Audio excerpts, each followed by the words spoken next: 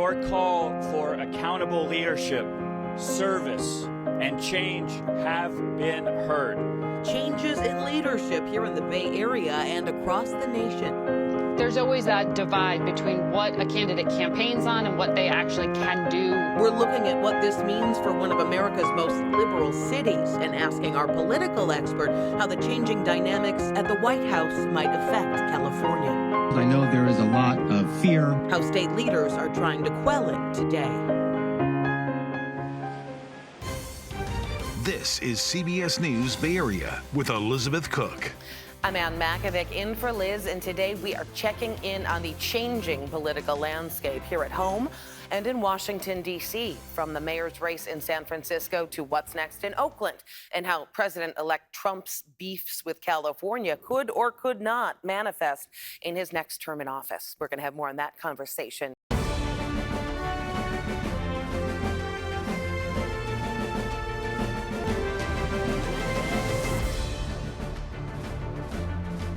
In San Francisco, Mayor-elect Daniel Lurie is taking a victory lap a day after Mayor London Breed conceded the race. We brought that to you as breaking news in yesterday's 4:30 newscast. Things are happening quickly, and these are the new numbers just into our newsroom. Lurie now has 56% of the vote, and when you factor in ranked choice voting, Lurie addressed the city in a victory speech this morning. Your voices and your call for accountable leadership, service, and change have been heard. I stand before you humbled and inspired with the great honor and privilege of serving you, the people of San Francisco, as your next mayor. Lurie thanked his supporters and also promised to tackle the biggest challenges facing the city. Clean and safe streets for all, tackling our drug and behavioral health crisis, shaking up the corrupt and ineffective bureaucracy, building enough housing so our neighbors can afford to live here, supporting our small businesses, and breathing life back into downtown. Mayor London Breed conceded last night and said that she will work to ensure a smooth transition of power. This is going to be Lurie's first time serving in public office. The billionaire San Francisco native founded the nonprofit Tipping Point. He's also the heir to the Levi Strauss fortune. Lurie is going to inherit an estimated $800 million budget deficit in San Francisco over the next 2 years. A significant portion of that budget also comes from federal funding, which could be in jeopardy under the upcoming Trump administration. Lurie is also going to need to navigate a more moderate lean in the city's Board of Supervisors.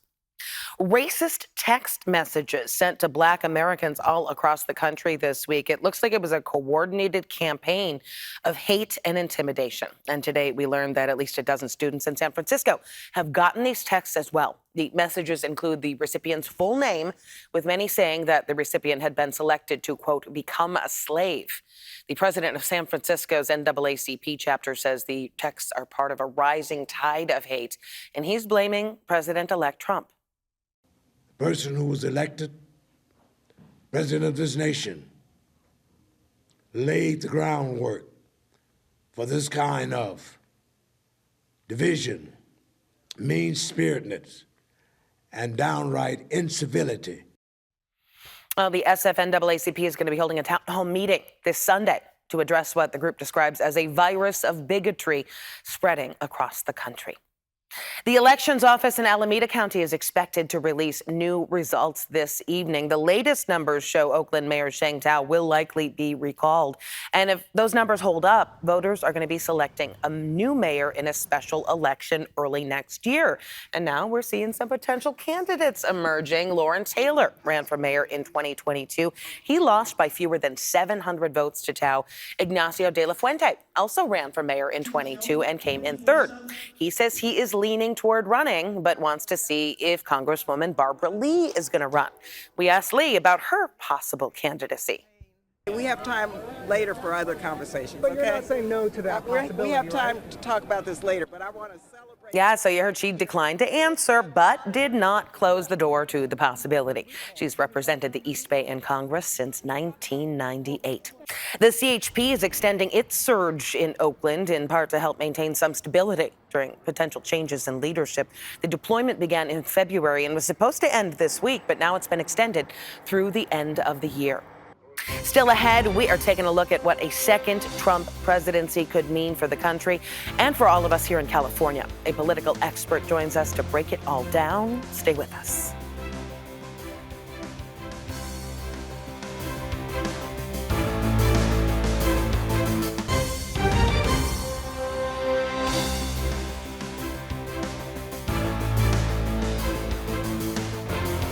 Welcome back this Friday. Just a few minutes ago, Governor Gavin Newsom talked about how he is planning to stand up against the incoming Trump administration. We're not going to shrink, and we're not going to shy or fall prey to the rhetoric around demeaning and belittling vulnerable communities, scapegoating vulnerable communities. We're going to have their back. We're going to have your back. Governor Newsom is going to be holding a special session with the state legislature next month. His goal, he says, is to protect the state's values on issues like reproductive rights and immigration. In a statement, the California GOP said, quote, while Newsom tries to scare Californians about a second Trump administration, Californians are moving in President Trump's direction. Well, what the country is actually going to look like under a second Trump administration will depend a lot on who he picks to surround him. And I just spoke about that with Face the Nation moderator Margaret Brennan. There's always that divide between what a candidate campaigns on and what they actually can do and want to do when they're in office. And Donald Trump is just in those early stages as president-elect to begin the transition. We know his campaign delayed making some of these plans with the transition teams that have been set up. Now they're into it, so we will see. And South Bay Congressman Ro Khanna is going to be joining her on Face the Nation Sunday to give his take on what went wrong with the Democratic Party. All right, joining me now to talk more about the incoming administration is Cal State East Bay's Dr. Nolan Higden. Wow, what a week, huh? How are you holding up? It's been quite a long and shocking week, yes. Yes. Okay. Let's talk about what's next. You know, during his campaign run, we've heard now President-elect Trump talk about potentially withholding funding from California if certain demands aren't met. What do you think about that possibility? Is that just bluster? I mean, it's 2017 all over again. Here we have California and soon-to-be President Trump squabbling back and forth in the public over these things. I think it seems like from the rhetoric of both Governor Gavin Newsom and President-elect Donald Trump, that both of them are looking to pick up right where they left off when Trump was in the White House.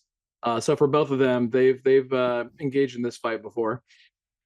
Now, we are seeing Governor Newsom now gearing up for a fight. He's talking about holding this special session with the legislature to, quote, Trump-proof California. Is that potentially making the beef just worse? It all depends on perspective. I think certainly from the perspective of the Trump people, this is going to make it worse for them, right? They do not want to deal with these court cases or push back against their legislation. It makes it difficult to celebrate that legislation electorally. But for the Democrats, this proved to be a winning strategy during the first Trump administration when politicians would stand up against Trump or look like they were trying to defeat the Trump agenda. There was a lot of popularity and rallying around them. But having said that, there is one major difference, which is it does look like Trump is on pace to win the popular vote, which seems like he has a little bit more of a mandate. So even though both of these two are acting like 2017, the reality is that the context in which they're operating is very different.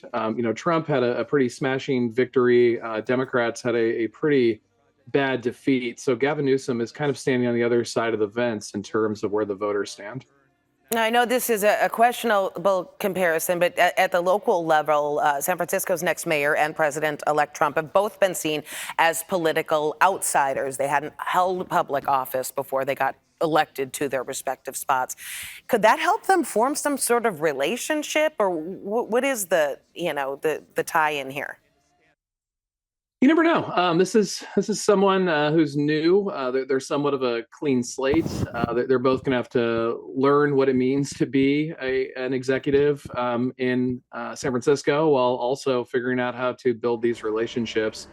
So I think there's a lot of unknowns there. I do think, though, that the removal of London Breed, as well as some of the recalls we're seeing right now, are just indicative of this kind of anti-establishment vote that we saw on Tuesday. And Gavin Newsom is someone who's been around in California a lot. He's seen as part of the California establishment. So he's going to have to think about how he wants to present himself and his ideas given the climate. And I know we haven't heard a lot on policy changes, proposals from Daniel Lurie, but how do you think San Francisco could change under his administration? It's difficult to tell at this point. I mean, I think some of the issues that Lori was speaking to, particularly concerns about crime or the economy or housing insecurity or the lack of housing affordability, I think those are going to be some of the things that the residents of San Francisco are expecting Lori to address. But that's easier said than done. I know a lot of people come into politics from the business world or outside of government. And they come to find out that there's a lot of constraints. You can't act like an authoritarian and get things done. And so Lori's going to have to figure out how to navigate this landscape. And to the East Bay now, the recall of Mayor Sheng Tao, it looks like that will likely go forward. What do you think is going to be next there? I think it's going to be a very trying time for Oakland. With it already has been under Sheng Tao's leadership. There's been a lot of scandals and criticisms and outrage over the way the city of Oakland is proceeding. So I think it's going to be a difficult time for the residents, politically speaking. I think there's a lot of folks who are circling the wagons. It's a prime opportunity to get into a big position that is in Oakland. So I think in the next coming days, we're going to hear a lot of people start leaking their names and kind of test the waters to see if they're a potential candidate to take this position. All right. Well, we are thankful that you're here to help us make sense of it all, Dr. Nolan Higden with Cal State East Bay. We appreciate you. Meantime, State Superintendent Tony Thurmond is calling for President-elect Trump and Congress to recommit to public education. Today, he joined a news conference outlining steps to protect public education in California and nationwide. Thurmond says he's going to stand up to protect vital services for low-income students and students with special needs. And the facts are that President-elect Trump has stated his intention to abolish the U.S. Department of Education. And as the state superintendent of the largest system in this nation, I see that as a threat to California students and families. Thurmond says abolishing the U.S. Department of Education could result in California losing nearly $8 billion in funding. A handful of students at Berkeley High School staged a walkout today in protest of Trump's victory in the presidential election. You can see them gathering there just outside of the high school campus. City and community leaders in Santa Clara County also sending a message of unity and resilience as they prepare for the next Trump administration. Representatives from 3 different groups acknowledging what they call harm that they say some have experienced under the previous Trump White House. We also understand the anxiety and fear the results of this election bring to many of our neighbors, friends, and loved ones. At the same time, we are confident that our community is ready to face the challenges ahead. The leaders say they're going to work toward policies that advance inclusion and justice. Each of them reciting the same pledge today in English, Spanish, Chinese, Vietnamese, and Tagalog. We're going to be right back.